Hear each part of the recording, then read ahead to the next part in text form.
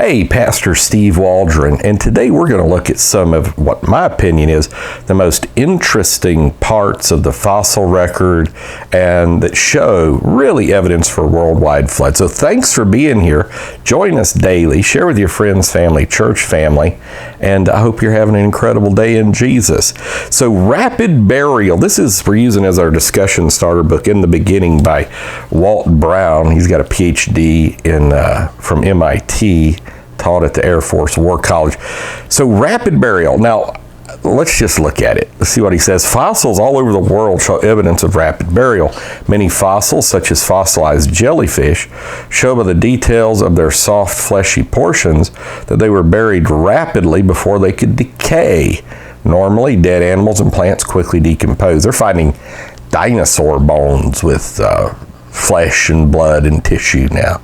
Many other animals buried in mass graves and in twisted and contorted positions suggest violent and rapid burials over large areas. It's called the death pose, and it means they basically strangled to death. These observations, together with occurrence of compressed fossils and fossils that cut across two or more layers of sedimentary rock, which shouldn't happen, are strong evidence that the sediments encasing these fossils were deposited rapidly, not over hundreds of millions of years. Furthermore, almost all sediments were sorted by water. The worldwide fossil record is therefore evidence of rapid death and burial of animal and plant life by a worldwide catastrophic flood. The fossil record is not evidence of slow change. Mass graves of various forms of animals and the like. And he's got a picture of a fish swallowing a fish. I don't know if you can still buy these legitimate fossils relatively cheaply on eBay. Several years ago, you could. You could buy all kinds of these sandstone fossils of fish for like $6.99, $9.99, and then the ones like eating other fish. How is something fossilized in the middle of eating another fish, unless it was extremely rapid, like the flood and the pressures caused by the flood waters. But they were like $24.99. I don't know what they are now. They may be cheaper. They may be a lot. I've been seeing a lot of things are a lot, and it's got nothing to do with tariffs. All right, parallel strata. The Earth's sedimentary layers are typically parallel to adjacent layers. Such uniform layers are seen, for example, in the Grand Canyon and in road cuts in mountainous terrain. I will say there is a multitude of videos on the Grand Canyon showing its creation origins. Also, like here in southwest Georgia, we have Providence Canyons, extremely rapidly formed from the 1800s to now, looking like the Grand Canyons. There's also some over towards Foxworth, Mississippi.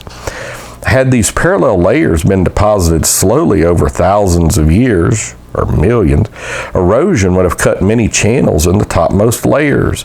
Their later burial by other sediments would produce non-parallel patterns. Because parallel layers are the general rule, the Earth's surface erodes rapidly. Topsoil, or the lack thereof, is one of the great proofs of the young Earth. One can conclude that almost all sedimentary layers were deposited rapidly relative to the local erosion rate, not over long periods of time. And it says this mechanism involved is explained in pages 138 to 149. These are just little brief snippets here. Also, you have fossil gaps. Let's see what he means by that. If evolution happened, the fossil record should show continuous and gradual changes from the bottom to the top layers. And we know it doesn't. The Cambrian explosion, the very lowest layers, everything's fully formed, fully filled. Actually, many gaps or discontinuities appear throughout the fossil record, and there are no chains of evolution that there should be. Fossil links are missing between numerous plants, between single-celled forms of life and invertebrates, among insects, among invertebrates and vertebrates, between fish and amphibians, between amphibians and reptiles, between reptiles and mammals, between reptiles and birds, between primates and other animals, and between apes and other primates. In fact, it is not links that are missing, it's chains, and that's just true.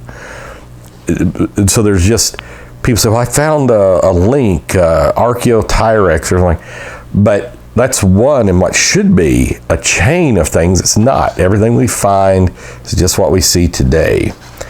or unless they're extinct, which 80% are. In fact, it's not links, it's chains that are missing. The fossil record has been studied so thoroughly, it's safe to conclude these gaps are real, they'll never be filled. And so Darwin acknowledged this, but he said, it's all pretty new, 1850s, 60s. They're going to find more, and they have. They found billions, if not trillions of fossils. It's still not there. So he's got some wonderful pictures here. Let's see what's going on here. Fish in fish. The belly of the above 14 long fish is a smaller fish, and it's pretty amazing. Let's just face that. So it's got a whole fish in its belly, and then the curved back fish, the death pose, shows it's under stress when it dies. Dragonfly wing, this delicate 1/2 foot long wing, must have been buried rapidly and evenly to preserve its details. Imagine the size of the entire dragonfly. So they've got a fossilized dragonfly wing. It's 1.5 feet long, so obviously things were much bigger back then, including the dinos and probably people. And here you have the sensitive wing encased. And so it would have dissolved over just a few years, if not sooner, but it was rapidly buried. It's also got a polystrata fossil, and this was one of the big things and observations of Mount St. Helens. Polystrata fossil, how quickly they can form, like 6 years or so, or less. Polystrate fossils, fossils consisting 2 or more sedimentary layers or strata are called mini strata fossils or polystrate fossils. Consider how quickly this tree trunk in Germany must have been buried. Had it been slowly, its top would have decayed. Obviously, the tree could not have grown up through the strata without sunlight and air. The only alternative is rapid burial. It goes into Mount St. Helens.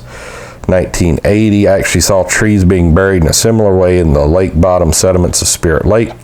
Polystrate tree trunks are found worldwide, and it says, notice the 1 meter mark equal to 3.28 feet in the center of this picture. And so what this is, if they didn't have a tree growing through the strata, they would say this is the Cretaceous and on, the Jurassic and the Paleozoic and on and on. This was 100 million years, 50, 40, 30, 20, 10, but it's one tree through it all, so we know it's the same age. The evolutionary tree has no trunk. In the earliest part of the fossil record, generally the lowest sedimentary layers of Cambrian rock, life appears suddenly full-blown, complex, and diversified, and dispersed worldwide, not evolving in a certain area and taking thousands of years to get someplace. I think we're going to go more into that in our next video. So God bless. Thanks for being here. Join us daily. Hit the bell notification when you subscribe. Share with your friends. Put it on social media. We'll see you. Bye.